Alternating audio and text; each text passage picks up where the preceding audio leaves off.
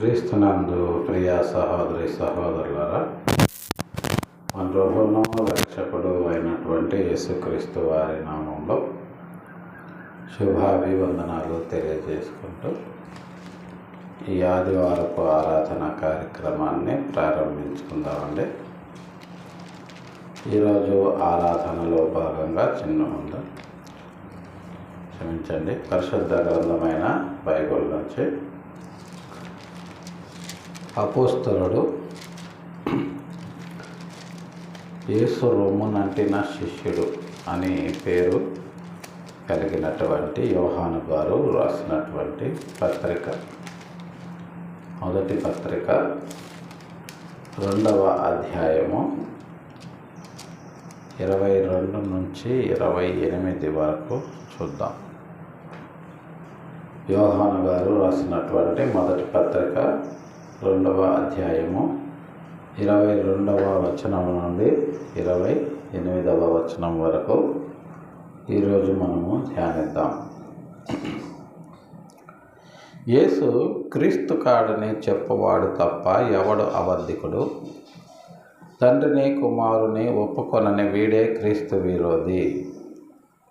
కుమారుని ఒప్పుకొనని ప్రతివాడును తండ్రిని అంగీకరించువాడు కాడు. కుమారుని ఒప్పుకొను వాడు తండ్రిని అంగీకరించువాడు. అయితే మీరు మొదట నుండి దేనిని వింటిరో అది మీలో నిలువనీయుడి. మీరు మొదట నుంచి వినినది మీలో నిలిచిన ఎడల మీరు కూడా కుమారుని యందు తండ్రి యందు నిలుతురు. నిత్యజీవము అనుగ్రహించునన్నదియే ఆయన తానే మనకు చేసిన వాగ్దానము. మిమ్మల్ని మోసపరచువానిని బట్టి ఈ సంగతులు మీకు వ్రాసి ఉన్నాము. అయితే ఆయన వలన మీరు పొందిన అభిషేకము మీలో నిలిచి ఉన్నది కనుక ఎవడును మీకు బోధింపనక్కరలేదు. ఆయన ఇచ్చిన అభిషేకము సత్యమే గాని అబద్ధము కాదు.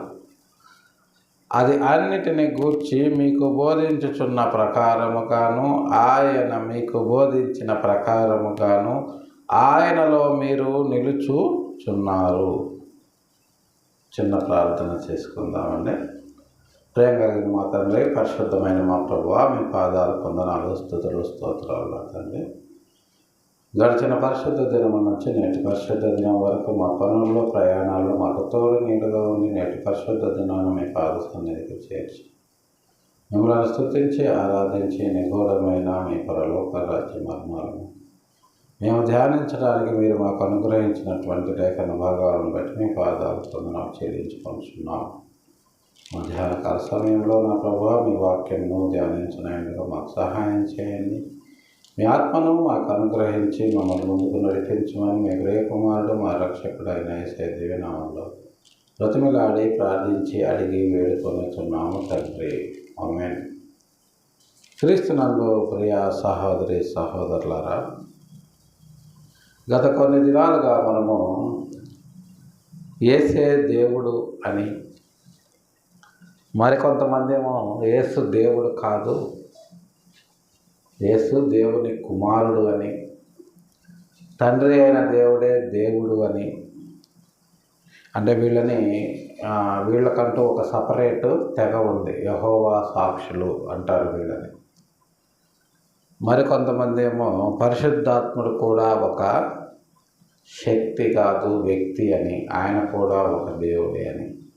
ఇంకొంతమంది అయితే విచిత్రంగా 3 సింహాసనాలు వేసి తండ్రి, కుమార, పరిశుద్ధాత్మలు వచ్చి ఇక్కడ కూర్చుంటారు మనము ఆరాధన జరిగిస్తూ ఉంటే అంటూ రకరకాల లేఖన వ్యతిరేకమైన అంశాలతో నేటి క్రైస్తవ్యాన్ని ఎటు తీసుకెళ్తున్నారో అర్థము కాని పరిస్థితుల్లో ఈనాడు అటు సోషల్ మీడియా క్రైస్తవ్యం అయితేనేమి, అలాగే సంస్థాగతంగా ఉన్నటువంటి క్రైస్తవ్యం అయితేనేమి ఎటు పోతుందో అర్థం కాని పరిస్థితుల్లో ఉన్నట్లుగా మనం చూస్తూ ఉన్నాం. ఒకడేమో యేసే దేవుడు అంటాడు, ఇంకొకడేమో కాదు ఆయన దేవుని కుమారుడు అంటాడు. తండ్రి అయిన దేవుడే దేవుడని ఇంకొకడు అంటాడు. ఇంకొకడేమో పరిశుద్ధాత్ముడు కూడా వ్యక్తే, ఆయన ఇంకొక దేవుడు అని అంటాడు.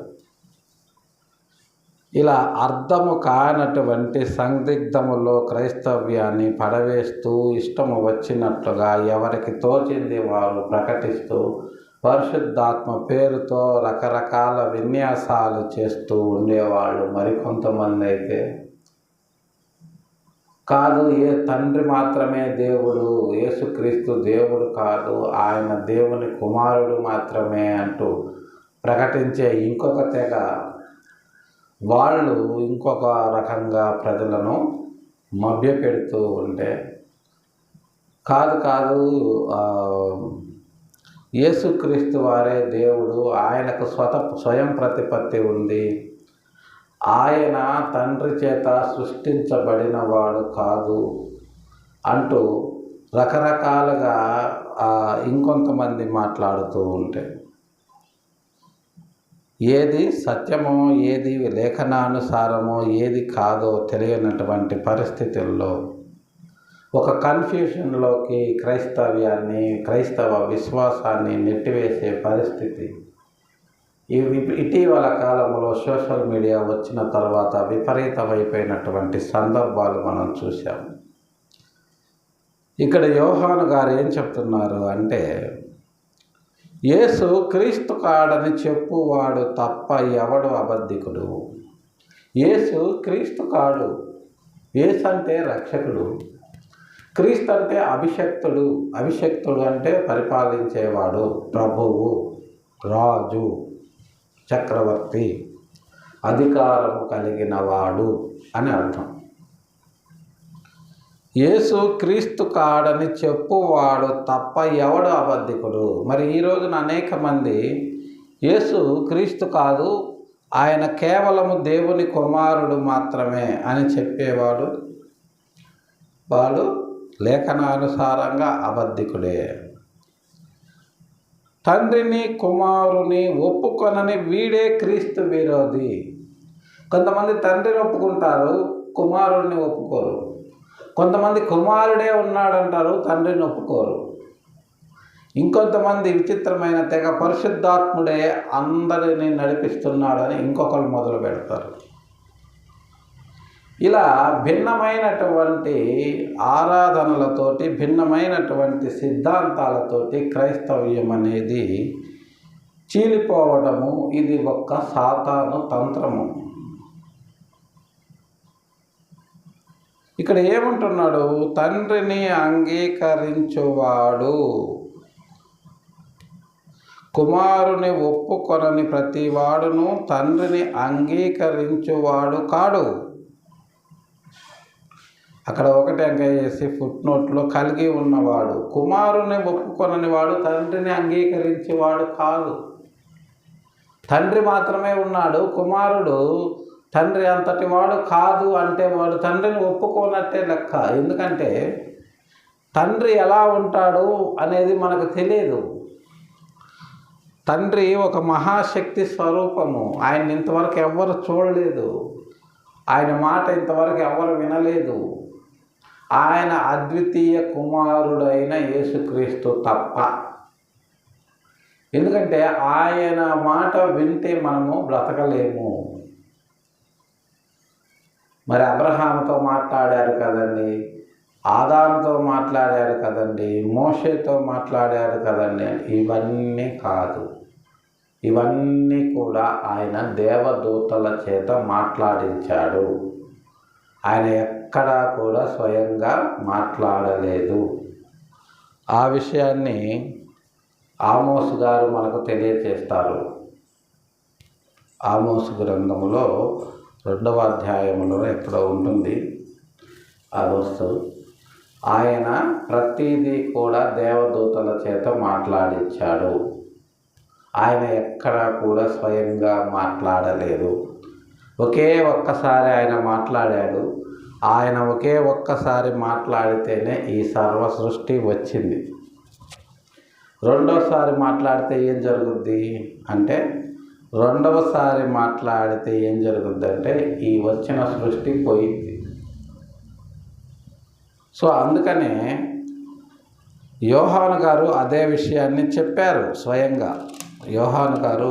ఇదే యోహాను గారు ఆయన రాసినటువంటి సువార్తలో తండ్రిని ఎవరు చూడలేదు, ఆయన రొమ్మున ఉన్న అద్వితీయ కుమారుడు తప్ప అని ఆయన స్వయంగా రాసినట్లుగా మనము చూస్తాము. 18వ వచనములో, 1వ అధ్యాయము యోహాను సువార్త 18వ వచనములో, ఎవడైనను ఎప్పుడైనను దేవుణ్ణి చూడలేదు, తండ్రి రొమ్మున ఉన్న అద్వితీయ కుమారుడే ఆయనను బయలుపరచెను. సో ఎవరైనాను ఎప్పుడైనాను ఆయన్ని చూడలేదు, ఎందుకంటే చూస్తే బతకరు. అదొక మహాశక్తి స్వరూపము. ఆయన ఏంటో తెలియాలి, ఆయన పిల్లలకు ఆయన ప్రేమ ఏంటో తెలియాలి, ఆయన ఎలా ప్రేమిస్తున్నాడు భూమి మీద ఉన్న తన పిల్లల్ని అని చెప్పటానికి, ఆయన ప్రేమను, ఆయన క్షమాపణను ఆయన పిల్లలు తెలుసుకోవాలనే ఆయన యేసుక్రీస్తు వారిని, అంటే ఆయన అద్వితీయ కుమారుణ్ణి, అంటే వన్ అండ్ ఓన్లీ, ఆయన లాంటి వాడు ఇంకొకరు లేరు, ఆ అద్వితీయ కుమారుణ్ణి, ఒక్కగానొక్క కుమారుణ్ణి ఆయన భూమి మీదకు పంపించాడు. ఒక్కగానొక్క కుమారుడు అంటే మరి భూమి మీద ఉన్న వాళ్ళందరూ కూడా ఆయన సృష్టిస్తే వచ్చిన వాళ్ళే కదా ఆదాము నుంచి. మరి వాళ్ళు ఆయన కుమారులుగా ఉండే అర్హతను కోల్పోయారు. వాళ్ళు ఆయన కుమారులుగా ఉండే అర్హతను కోల్పోయారు కాబట్టి ఆయన అద్వితీయ కుమారుని గురించే మనకు చెప్తున్నాడు. సో ఏమంటున్నాడు? యేసు క్రీస్తు కాడని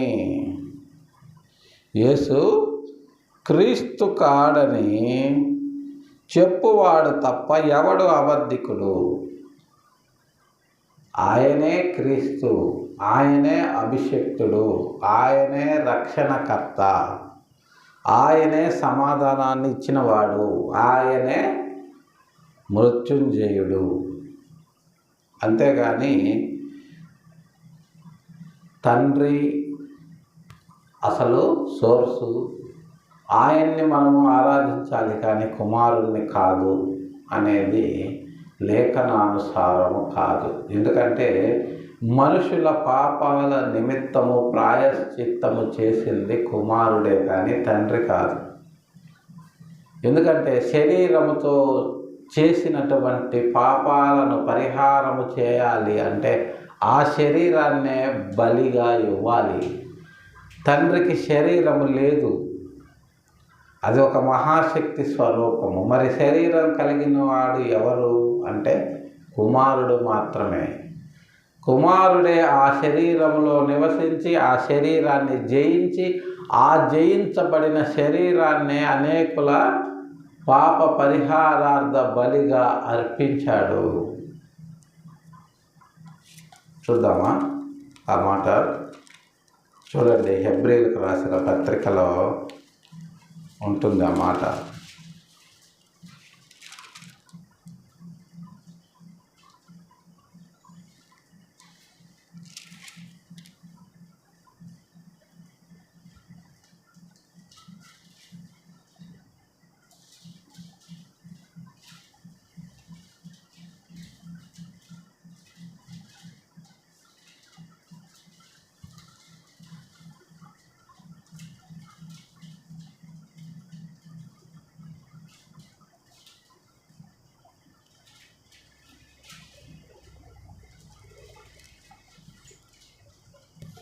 హెబ్రీయులకు రాసిన పత్రిక 10వ అధ్యాయంలో బలియు అర్పణయు 6వ వచనము, నీవు కోరలేదు కానీ నాకొక శరీరాన్ని అమర్చితివి, పూర్ణ హోమములు పాప పరిహారార్థ బలులు నీకు ఇష్టమైనవి కావు.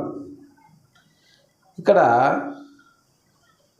బలియు అర్పణయు నీవు కోరలేదు, కానీ నాకొక శరీరాన్ని అమర్చావు అంటున్నాడు యేసుక్రీస్తు వారు. తండ్రికి శరీరం లేదు, మరి శరీరాన్ని ఎవరికి అమర్చాడు? యేసుక్రీస్తు వారికి అమర్చాడు. ఎవరి కోసం అంటే శరీరాలతో ఉన్న మన కోసం. శరీరాలతో ఉన్న మన కోసము, మన పాపాల నిమిత్తము ప్రాయశ్చిత్తము చేయాలి కాబట్టి ఆయనకు ఒక శరీరాన్ని అమర్చాడు. అంతేగాని తండ్రి తానే శరీరాన్ని ధరించి రాలేదు. సో ఆయనే రక్షకుడు, ఆయనే క్రీస్తు, ఆయనే ప్రభువు. ఆయనకే సర్వాధికారాన్ని తండ్రి ఇచ్చాడు. తండ్రిని కుమారుని ఒప్పుకొనని వీడే క్రీస్తు విరోధి. తండ్రిని అంగీకరించువాడు, కుమారుని ఒప్పుకొనని ప్రతివాడు తండ్రిని అంగీకరించేవాడు కాడు. వీళ్ళు కుమారుణ్ణి ఒప్పుకోవట్లేదు కాబట్టి తండ్రిని మేము ఒప్పుకుంటున్నాము అంటే దానికి తండ్రే ఒప్పుకోడు. నా కుమారుణ్ణి ఒప్పుకొనని మీరు నన్ను ఎలా ఒప్పుకుంటారు? నేను మిమ్మల్ని ఎలా కన్సిడర్ చేస్తాను? ఎందుకంటే మీకోసం ప్రాయశ్చిత్తం చేసింది నేను కాదు. నేను ఒక శరీరాన్ని అమర్చి నా కుమారుణ్ణి పంపాను మీ కొరకు. నేను రాలేదు శరీరాన్ని ధరించుకొని.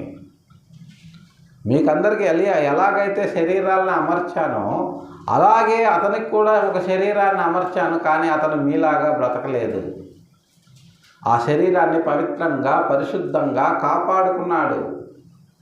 ఆ రక్తాన్ని కలుషితం చేయలేదు. He does not corrupted his blood anyway.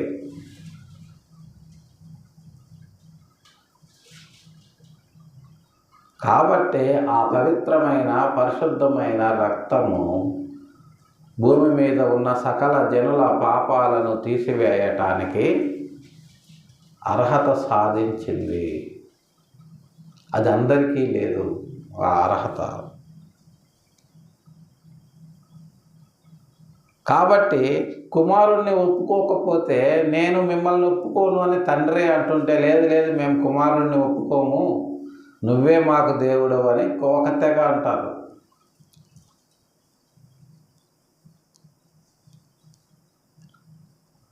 So అయితే మీరు మొదటి నుంచి దేనిని వింటిరో అది మీలో నిలువనీయుడి. మీరు మొదట నుంచి వినున్నది మీలో నిలిచిన ఎడల మీరు కూడా కుమారుని అందును తండ్రి అందును నిలుతురు. మీరు మొదటి నుంచి ఏం విన్నారో దాన్ని మీలో నిలువనీయడి, దాన్ని మీలోనే ఉండనివ్వండి. మీరు మొదటి నుంచి విన్నదే కరెక్టు. ఏమని? యావత్ సృష్టిని తండ్రి సృష్టించాడని, సృష్టించిన తరువాత తండ్రి చిత్తానుసారము చేయకుండా ఆదాము ఆజ్ఞాతిక్రమము చేశాడని, తద్వారా పాపానికి గురయ్యాడని, ఆ పాపము నుంచి తిరిగి ప్రజలను రక్షించి తండ్రికి దగ్గర చేయటానికి రక్షకుడు తండ్రి ద్వారా భూమి మీదకు వచ్చాడని, ఆయనే రక్షణ కార్యాన్ని జరిగించాడని మీరు ఏదైతే విన్నారో దాన్ని అలాగే మీలో నిలువనీయుడి. మీరు కూడా కుమారుని యందును తండ్రి యందును నిలుతురు. అలా దేవుని వాక్యము మీలో నిలిచి ఉన్న ఎడల మీరు కుమారుని యందు నిలిచి ఉంటే తండ్రి మీ యందు నిలిచి ఉంటాడు. మరి అదే కదా నతానియేలు యేసుక్రీస్తు వారిని గురించి, ప్రభువా తండ్రిని మాకు కనపరచుమయ్యా అని అడిగితే ఏమన్నాడు యేసుక్రీస్తు వారు? యోహాను సువార్త 2వ అధ్యాయంలో, ఏమయ్యా నతానియేలు, నన్ను చూస్తున్నావు కదా, నన్ను చూస్తే తండ్రిని చూసినట్టే. ఎందుకంటే తండ్రిని నువ్వు హ్యూమన్ నేకెడ్ ఐతోటి చూడలేవు. అలాగే ఏ రకమైనటువంటి బైనాకులర్స్తో కూడా తండ్రిని ఎవరు చూడలేరు, చూస్తే బ్రతకరు. కాబట్టి నన్ను చూస్తే మీరు తండ్రిని చూసినట్టు. ఎందుకంటే తండ్రి ఎలా ఉంటాడో, తండ్రి ఎలా ప్రేమిస్తాడో, తండ్రి ఎలా ఆదరిస్తాడో, తండ్రి ఎలా సమాధానపరుస్తాడో నేను అలాగనే అన్నీ చేయగలను. అలా చేయగలిగే అధికారాన్ని తండ్రి నాకు అనుగ్రహించాడు అని చెప్పాడు. అదే విషయాన్ని ఇక్కడ యోహాను గారు కూడా చెప్తున్నారు. నిత్య జీవము అనుగ్రహించుననున్నదియే ఆయన తానే మనకు చేసిన వాగ్దానము. మనకు ఏ వాగ్దానం చేశాడు ఆయన? నేను మీకు నిత్య జీవాన్ని ఇస్తాను, నా తండ్రి ఇంట అనేక నివాసములు కలవు, లేని యెడల మీతో చెప్తాను. సో నేనున్న చోట్లో మీరు కూడా ఉండులాగున నేను మరలా వచ్చి మిమ్మల్ని తీసుకొని వెళ్తాను. అది ఆయన మనకు చేసిన వాగ్దానం, మనకు చేసిన ప్రామిస్. అది నిత్య జీవం అనుగ్రహించునన్నదియే ఆయన మనకు చేసిన వాగ్దానము. మరి ఆ నిత్య జీవానికి సంబంధించిన వాగ్దానము ఎక్కడ ఉంది? ఇంకొక చోట అని చూస్తే మనము యోహాను సువార్త 17వ అధ్యాయము 3వ వచనములో, అద్వితీయ సత్యదేవుడైన నిన్నును నీవు పంపిన యేసుక్రీస్తును ఎరుగుటయే నిత్య జీవము.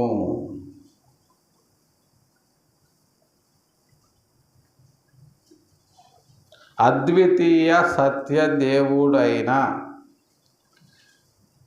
నిన్నును నీవు పంపిన యేసుక్రీస్తును. అంటే ఇక్కడ అద్వితీయ సత్యదేవుడు ఎవరు? తండ్రి. ఆయన పంపిన యేసుక్రీస్తు అంటే యేసుక్రీస్తుని ఎరుగుటయే నిత్య జీవము. యేసుక్రీస్తుని ఎరిగితే చాలు, తండ్రిని ఎరగని అవసరం లేదు.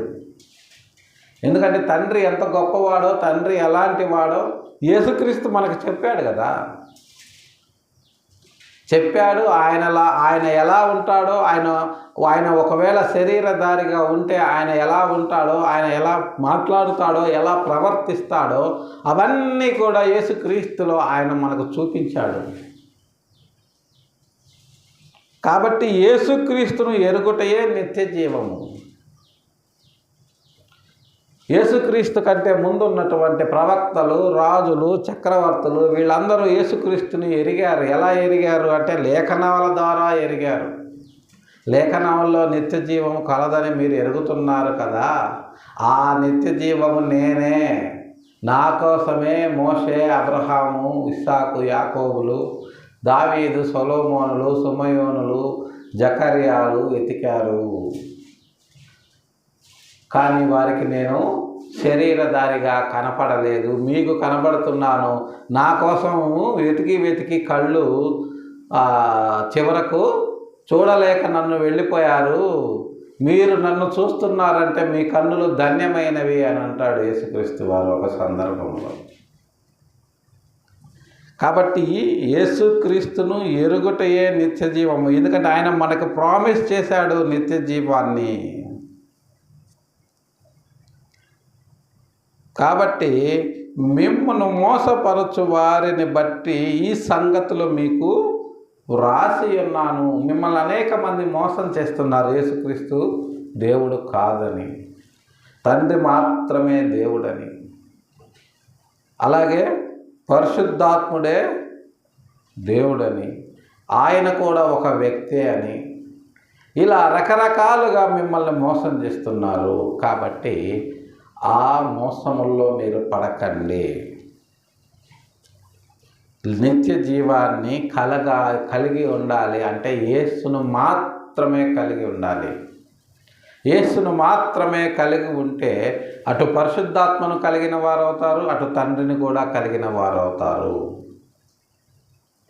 తండ్రిని గురించి మీరు ప్రత్యేకంగా తెలుసుకోని అవసరం లేదు, ప్రత్యేకంగా తండ్రిని గురించి సెర్చ్ చేయని అవసరం లేదు, వెతకని అవసరం లేదు.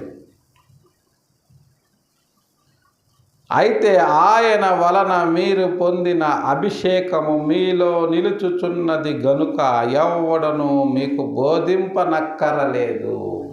ఆయన వలన మీకు కలిగిన అభిషేకము ఏంటా? అభిషేకము పరిశుద్ధాత్మ అభిషేకము. ఆయన వలన మీరు పొందిన అభిషేకము మీలో నిలుచుచున్నది.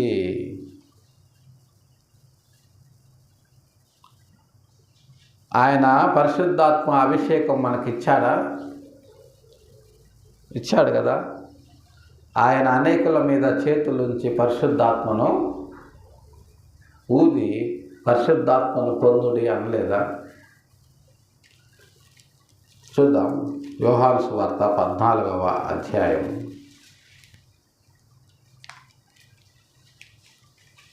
26వ వచనములో,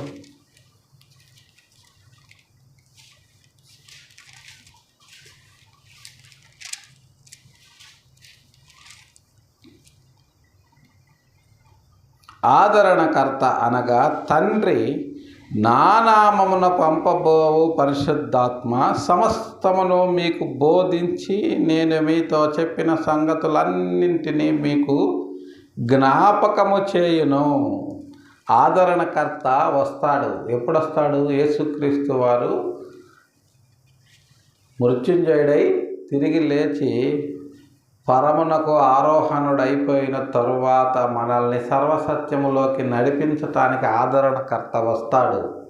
ఆ ఆదరణకర్తనే మనం పరిశుద్ధాత్మ అంటున్నాము. ఆ పరిశుద్ధాత్మ ఎలా వస్తాడు అంటే ఆయన నామములోనే వస్తాడు. ఎవరు పంపిస్తారు ఆయన్ని అంటే తండ్రి నా నామమున మీకు ఒక ఆదరణకర్తను పంపిస్తాడు. ఆయన నేను చెప్పిన విషయాలనే మళ్ళా మీకు జ్ఞాపకము చేస్తాడు. అలా జ్ఞాపకము చేసి మిమ్మల్ని సర్వసత్యములోకి నడిపిస్తాడు. ఇది మనకు పరిశుద్ధాత్మ అభిషేకము అంటే. పరిశుద్ధాత్మ అంటే మనము సర్వసత్యములోకి నడవటము అంటే దేవుని వాక్యాన్ని సరిగా విభజించి అర్థము చేసుకోవటము, అర్థము చేసుకున్న దాన్ని అనేకులకు ప్రకటించటమే సర్వసత్యము. అంతేగాని పరిశుద్ధాత్మ అని చెప్పి కింద పడి పొర్లాడటము కాదు. పరిశుద్ధాత్మ అని చెప్పి చప్పట్లు కొట్టడం కాదు. పరిశుద్ధాత్మ అని చెప్పి పిచ్చి కేకలు వేయడము కాదు. పరిశుద్ధాత్మ అని చెప్పి పిచ్చి చేష్టలు చేయడము కాదు ప్రియులారా.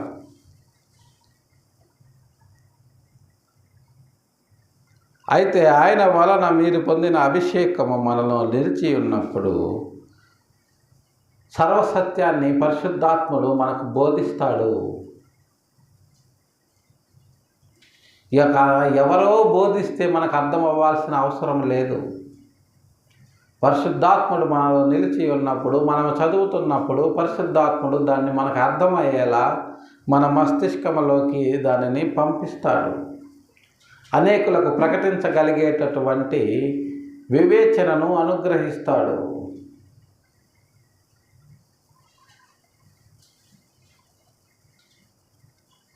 ఈరోజు వివేచన లేనటువంటి క్రైస్తవ్యము విపరీతంగా పెరిగిపోయింది. ఏం చెప్తున్నాడో వివేచించరు. మా ఫేవరెట్ కాబట్టి అతను ఏం చెప్పినా ఒకటే. ఎవరు చెప్తే ఏముంది, అందరూ చెప్పేది మన బైబిలే కదా. ఆయన ఒకటి చెప్తాడు, ఈయనోడు చెప్తాడు, ఈయనోడు చెప్తాడు. ఎవరు ఏం చెప్పారంటే బాగా చెప్పారు, ఏం చెప్పారో మాకు తెలియదు. సో ఇలాంటి పరిస్థితుల్లోకి క్రైస్తవ్యం వెళ్ళిపోవడం మనము చూస్తూ ఉన్నాం ప్రియులారా. మరి ఉన్నది ఉన్నట్టుగా మనకు అర్థం కావాలి అంటే ఆయన మనకు అనుగ్రహించిన అభిషేకాన్ని మనలో నిలుపుకొని ఉండాలి. అలా నిలుపుకొని ఉండాలి అంటే ఆ అర్హత మన ప్రవర్తనలో, మన నడవడికలో, మన నడతలో ఉండాలి.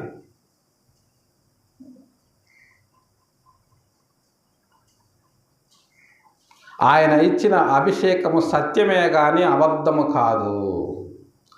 అది అన్నిటిని గూర్చి మీకు బోధించుచున్న ప్రకారముగాను, ఆయన మీకు బోధించిన ప్రకారముగాను ఆయనలో మీరు నిలుచుచున్నారు. అది ఆయన మనకిచ్చిన అభిషేకము, అది సత్యము, అది అబద్ధం కాదు. అదేదో కింద పడి దొల్లాడేది విషయము కాదు. పిచ్చి మాటలు మాట్లాడే విషయము కాదు.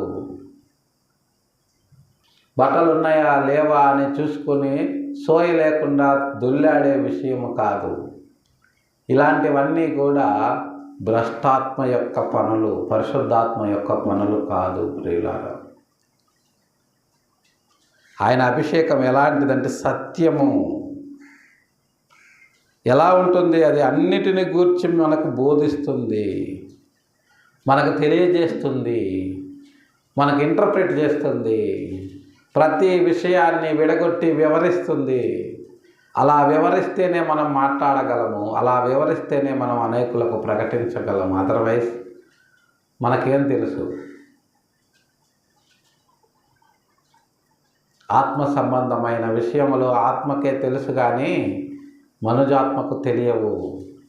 మరి మనము క్రీస్తు ఆత్మ కలిగిన వారం అయితేనే దేవుడు మనకు తన ఆత్మ ద్వారా వీటన్నింటిని కూడా బయలుపరుస్తాడు. అలా కలిగి ఉండకపోతే ఇదిగో ఇలాంటి పిచ్చి చేష్టలన్నీ చేస్తారు. ఏం చెప్పాలో తెలియదు, ఏం మాట్లాడాలో తెలియదు. మరి ఏదో విధంగా ప్రజల్ని ఆకర్షించాలి, ప్రజలు వచ్చేలా చేయాలి అంటే దానికోసం కొంతమందిని ఏర్పరచుకొని వాళ్ళ చేత పిచ్చి చేష్టలు చేయించాలి, పిచ్చి మాటలు మాట్లాడించాలి, పిచ్చి గంతులు కుప్పి గంతులు వేయించాలి. ఇది ఆ క్రైస్తవ్యం. ఇలా చేయమని లేఖనాలు మనకు చెప్పాయి. పరిశుద్ధాత్మ ఏం చేస్తాడని చెప్తుంది? అది అన్నిటిని గురించి మీకు బోధించుతున్న ప్రకారము, ఆయన మీకు బోధించిన ప్రకారముగాను ఆయనలో మీరు నిలిచి ఉన్నారు.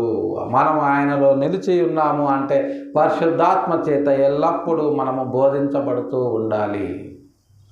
అలా బోధించబడిన నాడే మనము పరిశుద్ధాత్మ చేత నడిపింపబడతాము. పరిశుద్ధాత్ముడు చేసే పని ఏంటంటే మనకి సత్యవాక్కును సరిగా విభజించి అర్థమయ్యేలా బోధించటము. అలా బోధించబడిన వాడే ఇతరులకు బోధించగలడు. అదర్వైజ్ వీడి సొంత కథలు, పిట్ట కథలు, కల్పనా కథలు, కట్టు కథలు ప్రజలకు చెప్తాడు.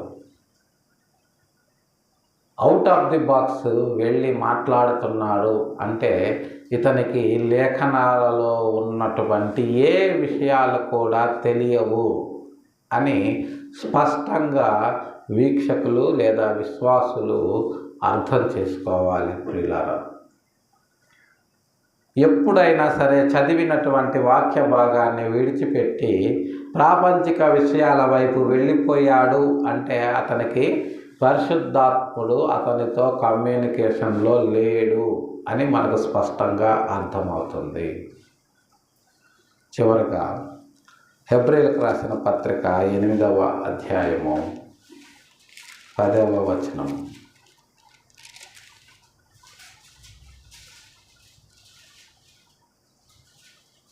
ఇశ్రాయేలు ఇంటి వారితో నేను చేయబోవు నిబంధన ఏదనగా వారి మనస్సులో నా ధర్మ విధులను ఉంచెదను, వారి హృదయముల మీద వాటిని వ్రాయుదును, నేను వారికి దేవుడనై ఉందును,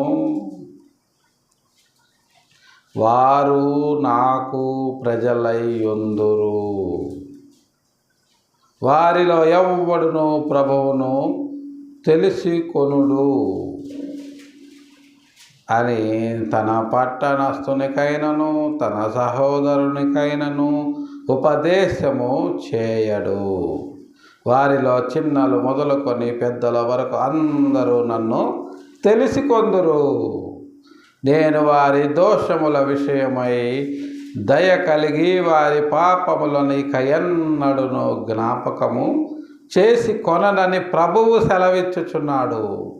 ప్రభువు అంటే పరిపాలించేవాడు, ప్రభువు అంటే రక్షణ కార్యాన్ని నెరవేర్చినవాడు, ప్రభువు అంటే క్రీస్తు అభిషక్తుడు. ఏమంటున్నాడు ఆయన?